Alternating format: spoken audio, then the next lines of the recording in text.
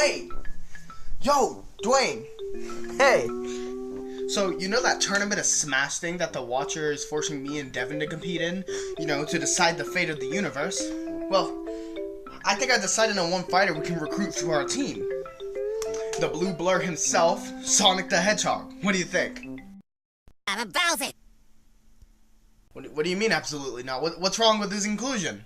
Oh, di na fina. Ladan pwede. What's wrong with his most recent game? Ah, di na pwede. Wala di na pwede. Wait, you're just gonna summon the game into my...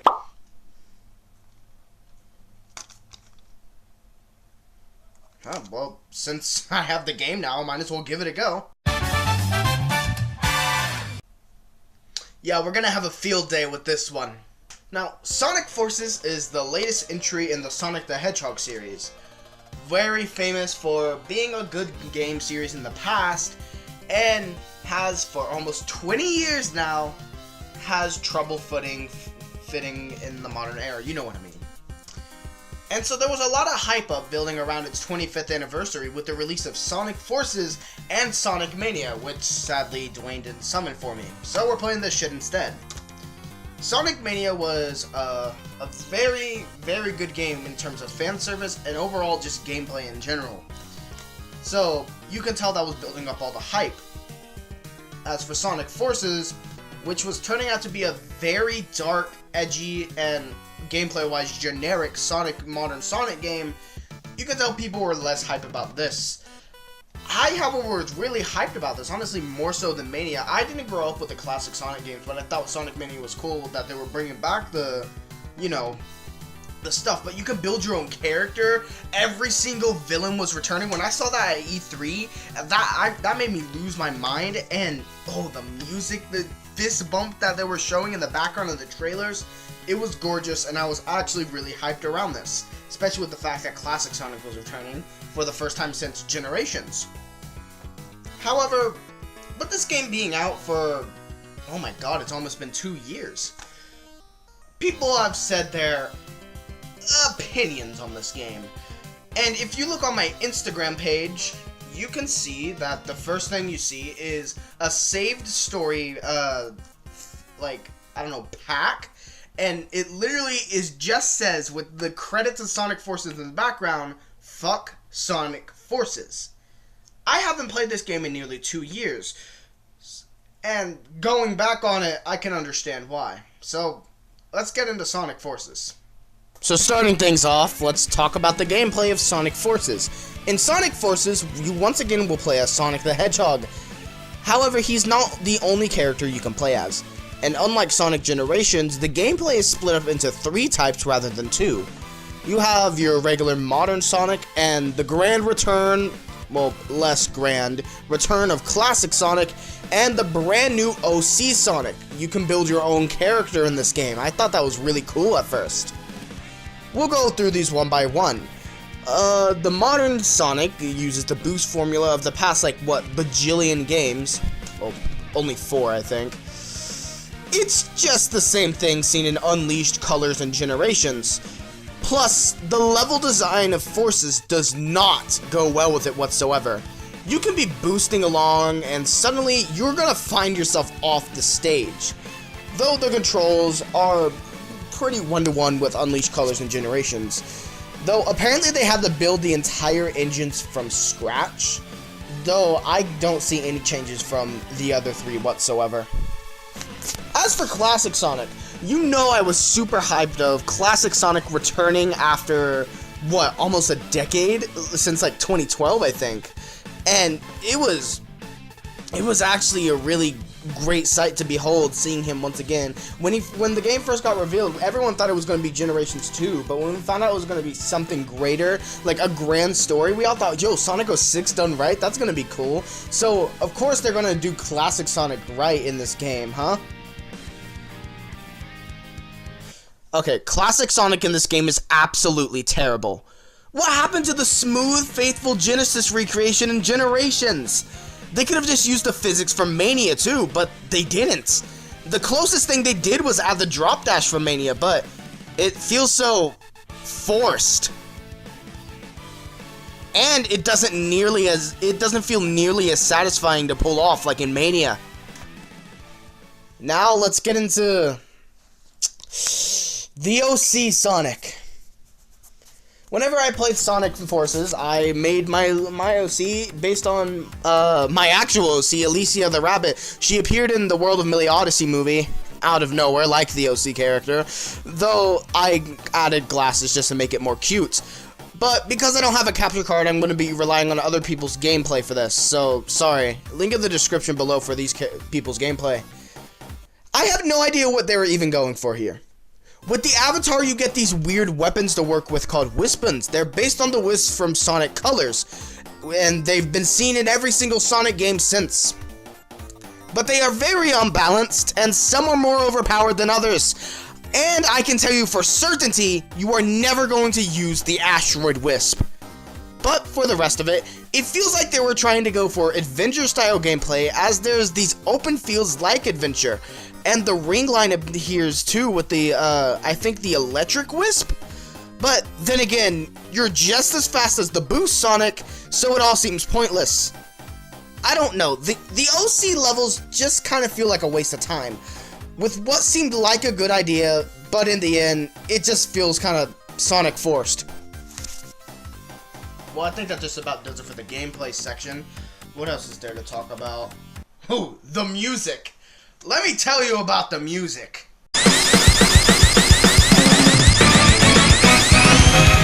Double we can show the world what we can do. You are next to me and I'm next to you. Pushing on through until the battle's won. No one's gonna give nothing to us. Into each other we put our trust. Standing united after the fight.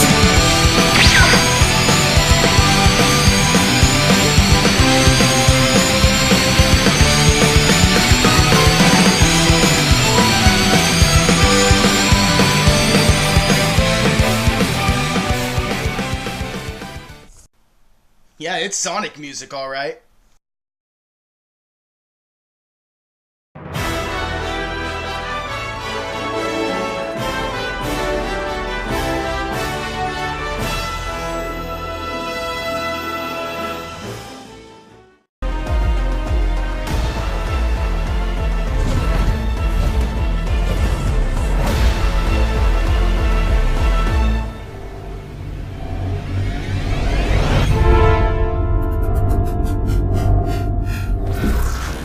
So, with the gameplay and the music out of the way, let's get into the meat and potatoes on why people really don't like this game. So, to start off with why people, like me, do not like this game. Presentation. The cutscenes in this game are very inconsistent, and when it starts to actually get good, they just switch to this weird call log thing on the map. It feels very cheap. Like, you can tell they didn't have the budget to pull off these cutscenes for a long period of time. Like, there are really important story bits in these call log things too that really deserve to be in pre-rendered cutscenes. Unlike these random chats between the characters, it's weird. It's very inconsistent. And speaking of the world map, the stage design is the blandest it's ever been. Like, these are the most unimpactful stages I've ever seen in a Sonic game. And considering there's only 5 stages in this entire game, it's understandable. A lot of the romps back to previous locations are very unnotable and are almost exactly the same between the characters. Just look at the stage difference between the OC character playing on that one Apocalypse stage and Boost Sonic. You can tell almost no difference whatsoever.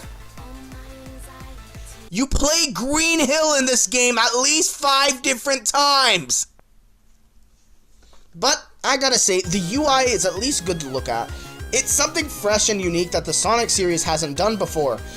And I love the red, black, and white aesthetic of the menus. It gives me a Persona 5 vibe, as well as a sense of dread and Last Standy vibe, which was what the game was going for, so I'll give it props.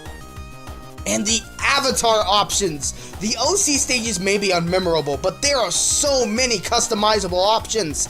And some of them are really creative too, with some exclusive ones based on other Sega games. There's Ai from Super Monkey Ball, Beat from Jet Set Radio, and... Oh no.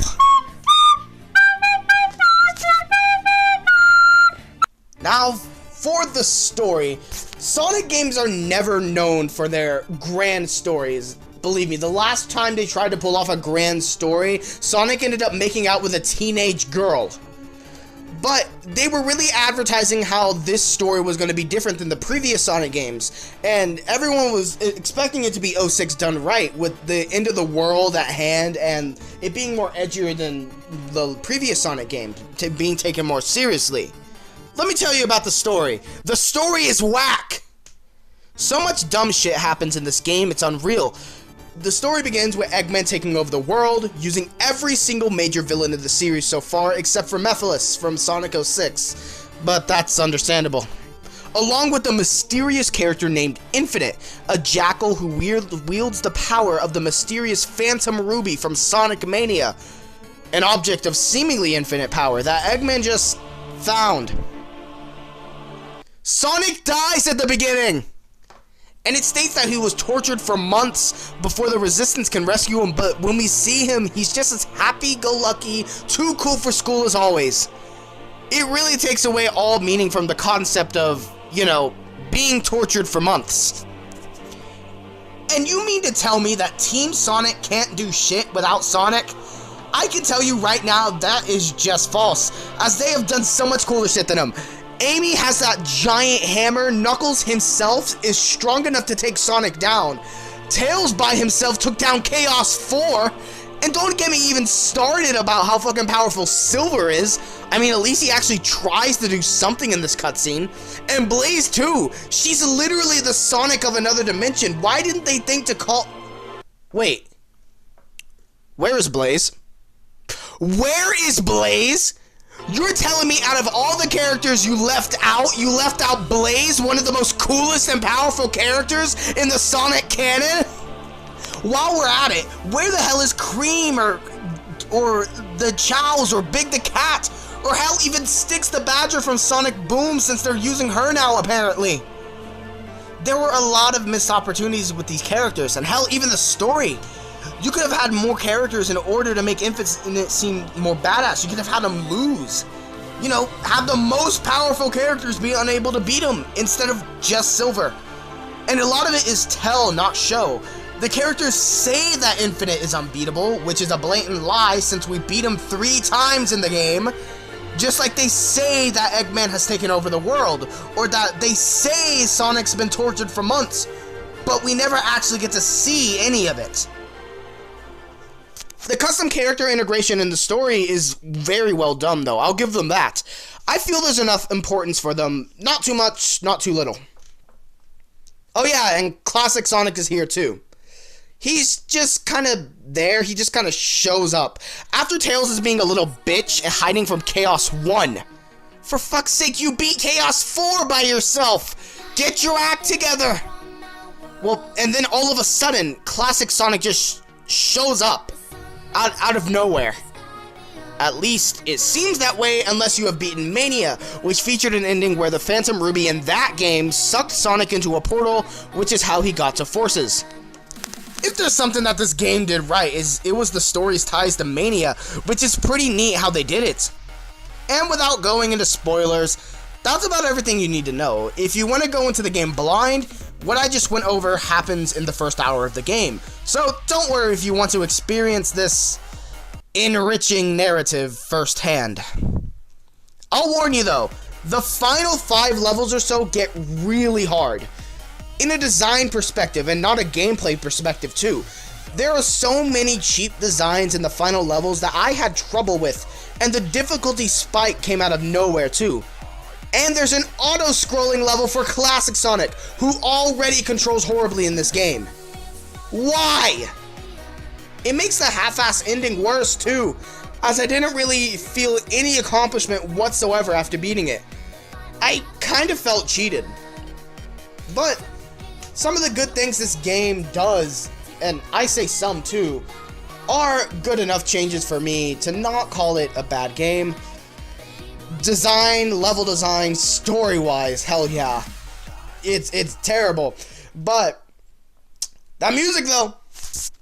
Now, overall, Sonic Forces isn't a bad game.